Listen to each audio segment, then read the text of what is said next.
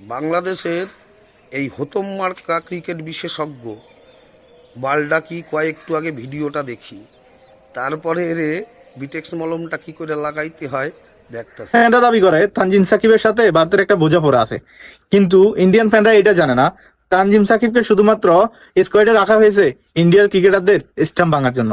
জি, এটাই বাস্তব। কথা মিলিয়ে নিবেন 20 থেকে। তোর এটাই বাস্তব না? তোর পেছনে ভালো করে গুজ্জা রাখা দে। কত দেখি তোরা বাংলাদেশিরা তো কেন নির্লজ্জ? তোগো কি কোনো মান সম্মান বলতে কিছু নাই? তোগো কি দুই কান কাডা? তোগো ওই ছাগল সাকিব রে ইন্ডিয়ান ফ্যানরা কোনো বোঝাপড়ার যোগ্যই মনে করে না। দুইটা ম্যাচ ভালো বল করছিল বুঝলা, কি মনে করে তোকে সাকিব পৃথিবীর সব থেকে বড় বোলার হয়ে গেছে নাকি? মনে নাই টি-20-র কথা ভুললে গেছিস? বলদের বাল, কুত্তার মতো পিটাই ছিল ইন্ডিয়ান ব্যাটসম্যানরা তোকে সাকিব রে। আর এবার চ্যাম্পিয়ন্স ট্রফিতে ওই ছাগলের সাকিবের পেছন এমন মারবে না ইন্ডিয়ান ব্যাটসম্যানরা, পেছনে ঘা কইরা ফেলাবে। লাস্টে ইন্ডিয়ান বিটেক্স মলবি না ওই পেছনে লাগাইতে হবে বলদের বাল।